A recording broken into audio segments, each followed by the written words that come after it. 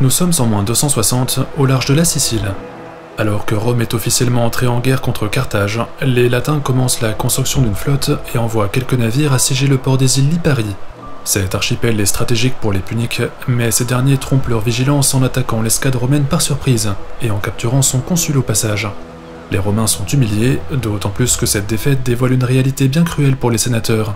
Les légionnaires n'ont ni le talent ni l'expérience pour rivaliser avec les Carthaginois sur la mer et doivent s'y prendre par d'autres moyens pour remporter la victoire. Dans cette vidéo, nous allons d'abord nous intéresser aux tactiques habituelles des batailles navales de l'Antiquité, avant de détailler la façon dont les Romains ont tenté de changer les règles du jeu. Comment une puissance terrestre a-t-elle réussi à défier une puissance maritime, et quelle a été la réaction de Carthage quand le rapport de force a basculé. Chers abonnés, dans ce deuxième épisode, nous continuons l'histoire de la première guerre punique en suivant les événements survenus entre moins 260 et moins 219. Celle-ci voit s'affronter sur les flots les plus grandes formations militaires depuis la bataille de Salamine, dont les conséquences seront tout aussi cruciales pour la Méditerranée. Le saviez-vous, pour décorer l'intérieur de leur maison, ou plutôt de leur domus, les Romains utilisaient des couleurs obtenues à partir de procédés chimiques ou naturels. La plus célèbre reste sans aucun doute le rouge pompéien, qui tire son nom de nombreuses fresques retrouvées à Pompéi, obtenues à partir d'un pigment appelé le cinabre. Il s'agit d'un type de sulfure de mercure qui était broyé, lavé, puis mélangé à un liant pour créer une couleur vermillon avant d'être appliqué sur les murs. Les archéologues en ont retrouvé lors de nombreuses fouilles, comme par exemple dans les thermes gallo-romains de Cluny, situés à quelques pas de Notre-Dame de Paris. Sinon, en suivant un procédé similaire, les artisans latins utilisaient aussi du charbon pour dessiner les ombres, ou encore de la craie pour dresser des contours blancs. Le bleu, en revanche, était plutôt rare, car le procédé pour l'obtenir était extrêmement cher. Il fallait broyer des minéraux coûteux comme de l'azurite, si bien que les arrière-plans étaient souvent peints de couleur jaune ou jaune ocre.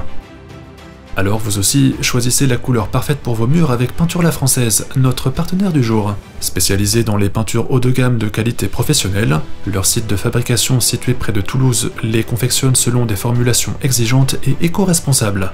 Que ce soit pour votre décoration intérieure ou pour votre façade extérieure, leur nuancier de 157 couleurs contient forcément celle qui vous convient. Beige cachemire ou Sahara, bleu pastel ou banquise, vert amande ou cactus, sans compter les violets, volcaniques ou crépuscules, les blancs calcaires aux nuages, et les jaunes, les marrons, les rouges.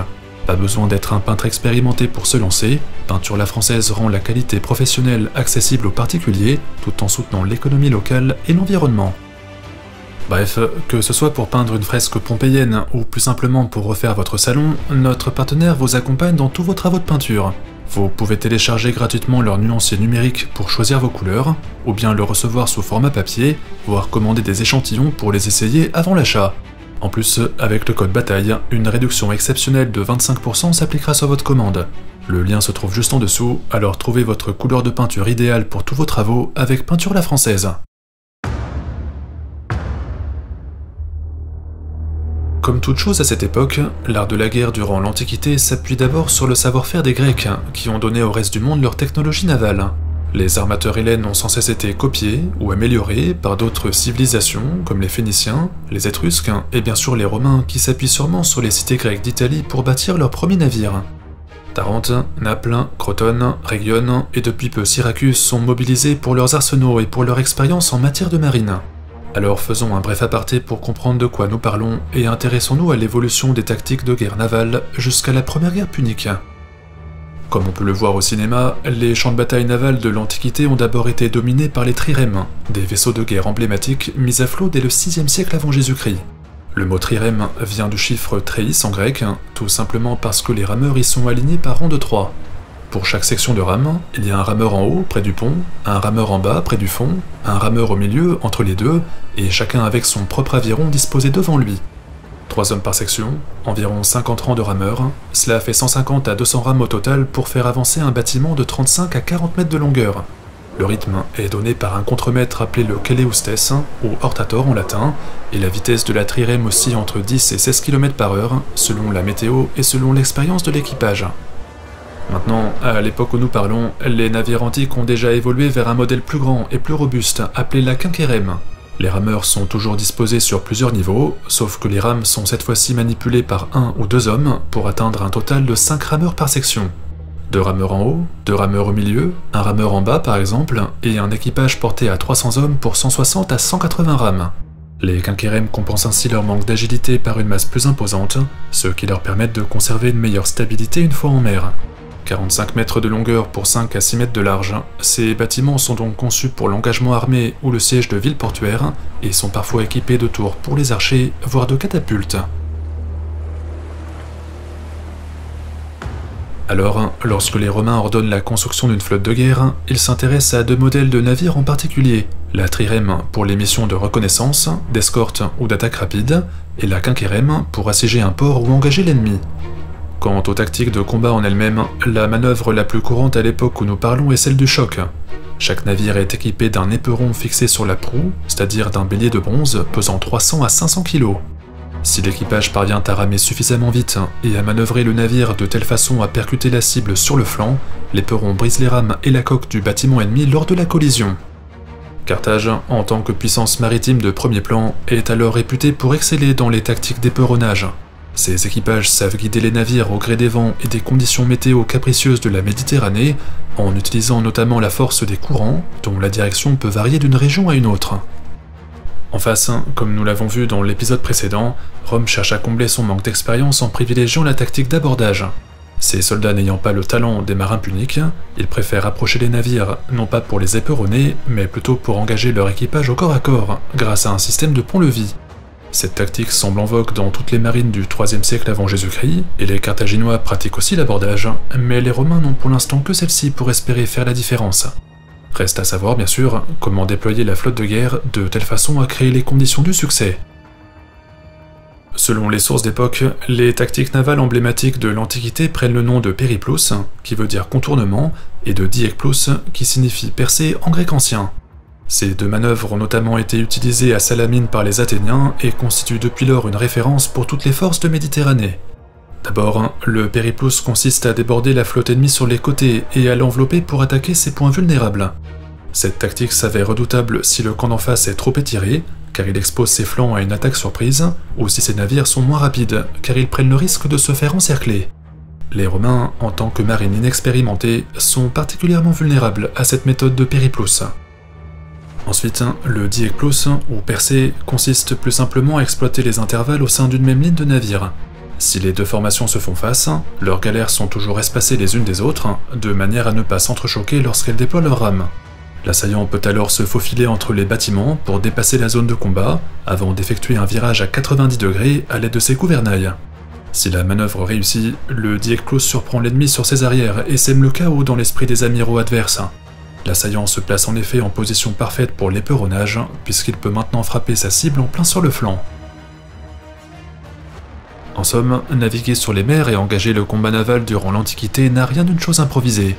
Il faut des équipages aguerris et entraînés, des rameurs solides et bien nourris, des amiraux compétents et motivés, sans compter la qualité du bois, la disponibilité des ingénieurs, l'investissement dans les arsenaux. Pour Rome, qui part quasiment de zéro en la matière, rivaliser avec Carthage n'a donc rien d'une sinécure. Dans la cité punique, les ingénieurs du Coton proposent par exemple un système de kits, avec des pièces interchangeables, qui sont numérotées pour être rapidement distribuées aux équipages. Les mâts, les voiles, les rames, les gouvernails, chaque pièce suit un cahier des charges extrêmement minutieux pour équiper tel ou tel navire sans distinction de modèle. Une quinquérème abîmée trouve facilement de quoi changer son éperon, tout comme la trirème éprouvée se recharge immédiatement en projectiles. La flotte punique doit sa puissance autant à la qualité de ses équipages qu'à l'organisation de ses bases arrières. Alors, pour y faire face, les Romains font ce qu'ils ont toujours eu l'habitude de faire lorsqu'ils affrontent un nouvel ennemi. Ils copient la technologie adverse et l'intègrent dans leur propre savoir-faire pour être en mesure de rivaliser avec les Carthaginois sur les flots. Non seulement leurs ingénieurs se basent sur des modèles de navires puniques échoués près de leurs côtes, mais de plus, le système de kits interchangeables en vigueur dans le Coton est importé tel quel dans les arsenaux latins. Si les premiers essais en mer se sont avérés catastrophiques, Rome fait des progrès rapides en copiant son adversaire. Là où les Carthaginois disposeraient d'environ 180 galères en moins 260, l'Italie mobilisée par le Sénat réussit à en produire 240. À 300 rameurs par galère, cela ferait donc plus de 70 000 marins recrutés et entraînés par les consuls en un temps record. Ces chiffres sont difficilement vérifiables, mais ils témoignent de l'effort de guerre extraordinaire que Rome est prête à consentir pour la conquête de la Sicile.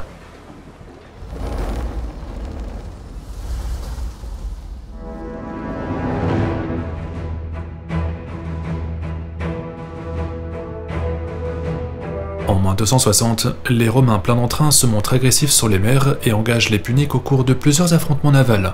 Près de Mylae tout d'abord, leurs quinquérèmes équipés de ponts-levis appelés Corvus surprennent les équipages carthaginois qui sont défaits pour la première fois sur les flots. La marine romaine flambant neuve évite le piège de l'éperonage et force les Carthaginois à les affronter au corps à corps lors de l'abordage. En revanche, lorsque les légionnaires tentent de prendre l'avantage sur la terre ferme, en Sardaigne ou en Sicile par exemple, les armées puniques réputées inférieures en qualité leur infligent de cinglantes défaites. Les Romains disputent la suprématie navale de Carthage grâce aux Corvus, mais paradoxalement, leur suprématie sur le champ de bataille est loin d'être garantie. Pour les sénateurs, pas le choix, si les légions veulent conquérir la Sicile, elles doivent organiser une invasion à grande échelle de l'Afrique. En moins 256 après ces deux défaites, Carthage aurait reconstruit une flotte de guerre dont le nombre atteindrait désormais les 350 navires. Les anciens l'auraient envoyé vers Lilybéum, une forteresse à l'ouest de l'île, et auraient confié son commandement à Hannon le Grand, un riche aristocrate que nous avions rencontré dans l'épisode 1. L'objectif de Hannon est simple, trouver la flotte romaine, l'intercepter au large des côtes et envoyer par le fond ses quinquérèmes pour rendre impossible toute opération de débarquement. De l'autre côté, les légionnaires se regroupent au sud de la Sicile, vers Licata, et attendent l'arrivée de leur propre flotte, qui serait désormais forte de 300 vaisseaux, sans compter les navires de transport. L'infanterie doit voyager sur les galères, mais les consuls ont pris soin de recruter une cavalerie, et les chevaux ont besoin de bâtiments spécifiquement prévus pour eux. Immédiatement après la jonction des forces cependant, le corps expéditionnaire n'a même pas le temps d'embarquer sur ses navires, que Hannon le Grand trouve les Romains et provoque la bataille au large du cap Ecnomé. Côté punique, l'important est d'éviter le piège de l'abordage par pont-levis, car c'est là où son adversaire est le plus fort. Hannon cherche plutôt à attaquer la formation romaine sur ses flancs, en s'inspirant du Périplus, pour engager la ligne ennemie sur les extrémités ou sur les arrières. Dans ce cadre, l'amiral aurait déployé ses navires de façon très classique, en ligne, de manière à former un angle droit avec la côte. Il aurait laissé les Romains s'approcher de lui, puis, alors que les légionnaires s'imaginaient déjà l'aborder, il aurait ordonné à ses hommes de ramer vers l'arrière. Le centre de sa flotte se détache soudainement de la formation, en naviguant à reculons, non pas pour fuir, mais pour mieux attirer l'avant-garde ennemie dans un piège, car à mesure que celle-ci s'enfonce, les ailes carthaginoises se mettent en mouvement. Les parties gauche et droite de Hannon foncent vers la flotte romaine restée en arrière, avec pour objectif d'attaquer les navires de transport. Le plan du général fonctionne à merveille, et les légionnaires commencent alors le combat dans des conditions périlleuses. Rames brisées, coques transpercées, bâtiments éperonnés, les sources antiques rapportent des combats chaotiques dans lesquels les navires carthaginois auraient mis à profit leur expérience des manœuvres. Mais alors que Hannon semblait être sur le point de sauver Carthage, il apprend que les navires qui ont effectué la feinte en début d'affrontement ont pris la fuite. Ces derniers s'étaient retournés pour affronter les quinquérèmes isolés, sauf que les Romains auraient utilisé leur pont-levis, encore une fois, et auraient repris l'avantage. Ils font donc demi-tour pour prendre Hannon à son propre piège en l'attaquant sur ses arrières. La supériorité numérique de la flotte romaine, combinée à la présence de nombreux légionnaires affrétés pour le débarquement en Afrique, transforme cette bataille du cap Ecnomé en victoire totale pour les fils de Mars. Sitôt après cette nouvelle défaite de Carthage, la cité punique est mise en alerte. Environ 15 000 légionnaires et 500 cavaliers selon les sources antiques sont débarqués à Aspis, sur la côte africaine, créant une véritable panique au sein du Conseil des Anciens. En effet, c'est toute la défense de l'Empire carthaginois qui est remise en cause, car son modèle militaire dépend du recrutement d'alliés situés à l'extérieur de la ville, et ces derniers ne pourront jamais arriver à temps. Tous les hommes valides sont recrutés pour défendre le territoire, mais leur nombre et leur expérience sont clairement insuffisants. Heureusement pour eux, l'Afrique du Nord renferme à l'époque des forêts abritant de nombreux élevages d'éléphants de guerre. En plus de la cavalerie numide fournie par les alliés proches de Carthage, les Puniques ont peut-être encore une petite chance d'éviter la destruction. À la fin de l'année -256, les légions sont donc arrivées à 30 km de la capitale punique et ne sont pas loin de remporter la victoire par chaos complet. Enhardies par leurs succès initiaux, elles pillent systématiquement les terres conquises en s'emparant du bétail, des récoltes et en provoquant un afflux massif de réfugiés vers les forteresses. Marcus Atilius Regulus, le consul, est connu pour son caractère inflexible. Il est déterminé à forcer les anciens à capituler, quitte à réduire toute leur population en esclavage, comme ce fut le cas après le siège d'Agrigente. Alors, face à lui, les Carthaginois décident de déployer leur armée autour d'Addis, une ville fortifiée située sur le sommet d'une colline. Ce choix défensif est compréhensible, mais il s'avère particulièrement inadapté à l'utilisation de leurs atouts, c'est-à-dire les éléphants de guerre et la cavalerie. Ces deux types d'unités sont surtout efficaces en terrain plat, et le fait d'avoir choisi une position en hauteur serait une grave erreur selon l'historien antique Polybe, qui nous raconte la bataille. Selon lui, lorsque Régulus fait avancer ses légions en 2 colonnes, le relief vallonné autour du camp fortifié protège quasiment les Romains des attaques de pachydermes. Le chroniqueur pointe alors l'incompétence des généraux carthaginois, tout en soulignant le caractère héroïque du consul, puis conclut sur une victoire écrasante pour les légions. Cependant, les analyses récentes émettent un doute sur le récit officiel de la bataille. Polybe étant otage des Romains à l'époque où il écrit, il aurait peut-être été forcé d'exagérer les exploits de Régulus, et la bataille d'Adys n'aurait pas été aussi intense qu'on pourrait le lire. Pourquoi? Parce que les Puniques auraient probablement opté pour une retraite contrôlée, de façon à attirer l'envahisseur sur un terrain plus favorable. Régulus aurait bien encerclé la garnison, mais celle-ci, avertie, aurait évacué les éléphants et la cavalerie avant le début des combats. C'est en tout cas une hypothèse qui explique pourquoi l'armée carthaginoise a réussi à se regrouper devant Tunis. Quoi qu'il en soit, selon Polybe, Adys aurait quand même été détruite et les défenseurs n'auraient pas réussi à fuir comme ils l'auraient souhaité, si bien que le Conseil des Anciens aurait tenté de négocier la paix. Régulus aurait accepté l'ouverture de pourparlers, mais il aurait transmis à Carthage des conditions humiliantes qui se seraient avérées beaucoup trop lourdes pour son aristocratie. Fin de la présence punique en Corse, fin de la présence punique en Sardaigne, fin de la présence punique en Sicile, et pour ne rien arranger, des indemnités de guerre, la destruction de la flotte carthaginoise et la vassalisation de la cité au Sénat de Rome. Rien que ça, écrit Régulus, ce serait le prix à payer pour sauver la vie de milliers d'habitants. Mais pour les anciens, ces exigences sont complètement disproportionnées, alors ils recrutent un nouveau général pour retenter leur chance sur le champ de bataille. Connu sous le nom de Rantipe, il s'agit d'un mercenaire venu tout droit de Sparte qui pense avoir la solution pour venir à bout des légions romaines et de leur arrogance. Arrivés au printemps -255, les Romains sont désormais à 15 km de Carthage. Ils ont pillé Tunis, et Régulus s'imagine déjà triompher dans les rues de Rome, tant la victoire semble proche.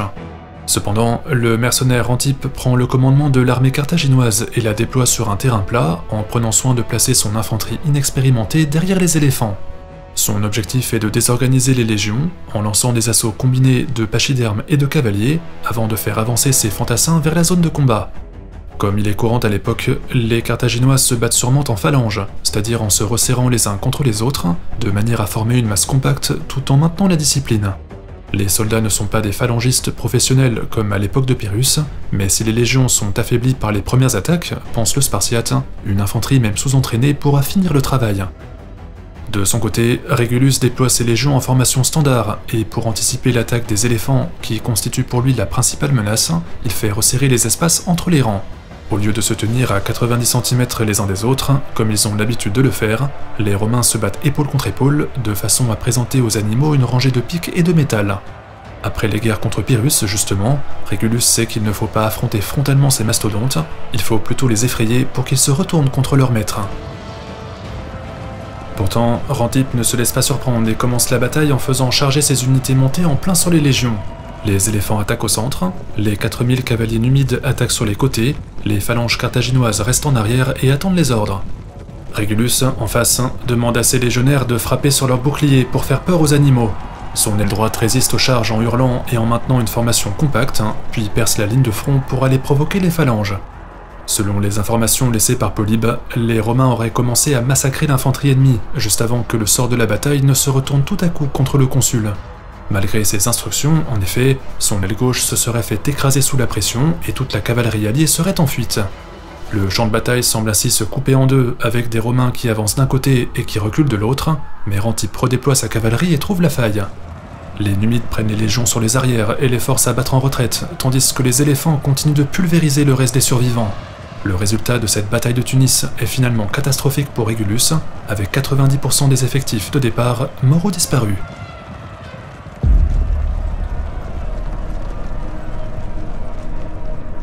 Ainsi, si proche de gagner, Rome subit une série de catastrophes militaires qui remettent tout en question.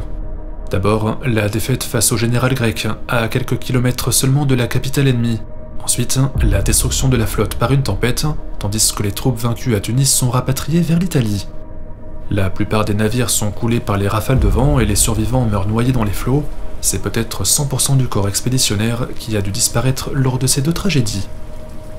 Bis repetita en moins 253, alors que le Sénat a débuté la construction d'une deuxième flotte, une autre tempête balaie les nouvelles quinquérèmes de la surface.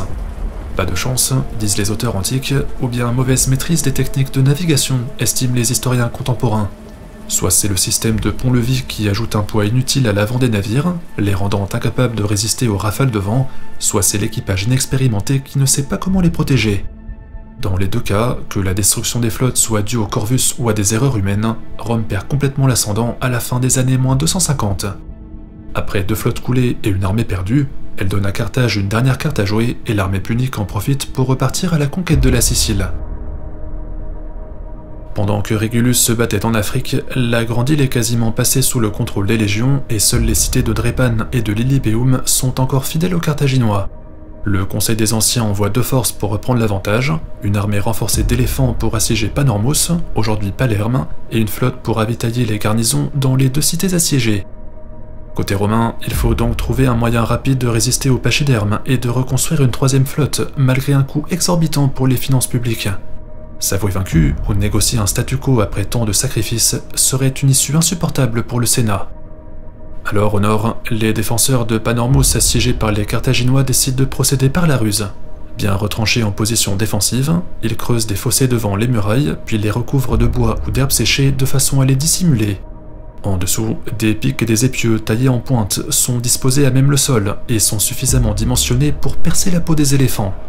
Les Romains n'ont plus qu'à provoquer les Carthaginois, qu'à se laisser poursuivre en attirant les pachydermes vers les fossés, et lorsque les mastodontes tombent sur les épieux, ils se tordent de douleur, deviennent incontrôlables et ravagent le camp ennemi dans leur fuite. Par contre, si Panormus résiste aux armées puniques, les batailles navales s'avèrent plus difficiles que prévu, notamment parce que les Romains se méfient désormais du Corvus. Après les 2 tempêtes, la présence de ponts d'abordage n'est plus mentionnée dans les sources, si bien que les historiens pensent qu'il a tout simplement été abandonné. Dans un premier temps, les Carthaginois saisissent leur chance. Ils coulent la nouvelle armada romaine à Drépane en moins 249, obligeant Rome à tout reprendre à zéro.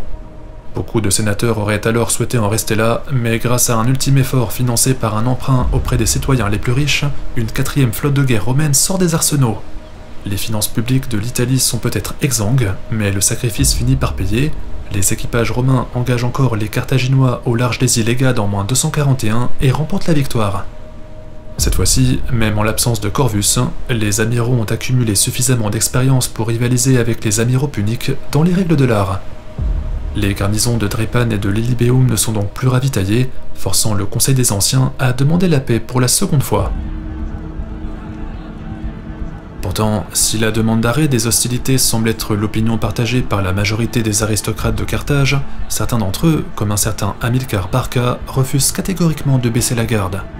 Pour ce chef de faction, il faut au contraire mener des opérations de harcèlement sur les lignes romaines et ne surtout pas négocier après une défaite. Il faut, selon lui, rendre la conquête de la Sicile trop coûteuse pour les Romains, mais son avis ne semble pas être entendu. En même temps, pour l'historien Adrian Golworthy, dans Guerre punique, Carthage se comporte comme toutes les autres cités de Méditerranée. L'action militaire n'est pour elle qu'un moyen comme un autre de parvenir à un compromis, et si le coût de la guerre dépasse le profit, alors c'est la diplomatie qui prend le relais. Sauf que Rome, selon l'historien britannique, se distingue justement de toutes les autres cités par une volonté inébranlable d'annihiler son adversaire. Le Sénat ne cherche pas de négociation avec le Conseil des Anciens, il veut trouver un moyen de détruire l'Empire carthaginois. Alors, est-ce à dire que Hamilcar aurait vu juste? Est-ce que signer la paix, maintenant, avec les Romains, reviendrait pour les Puniques à signer leur arrêt de mort? Le général n'est pas écouté, mais sa famille marquera l'histoire, car l'un de ses fils, qu'on appelle Hannibal, deviendra le plus grand stratège militaire de son temps.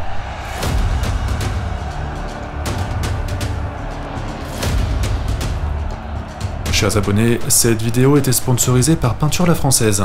Que ce soit pour vos travaux de décoration ou pour vos projets de rénovation, trouvez la bonne peinture en choisissant notre partenaire et son nuancier de 157 couleurs. Le lien juste en dessous et le code bataille vous donne droit à une réduction de 25% sur tous vos achats. Quant à nous, nous serons bientôt de retour en Méditerranée pour suivre l'évolution de la situation entre Rome et Carthage. Un jeune général étonnant nommé Hannibal est prêt à tout pour venger la défaite de sa ville.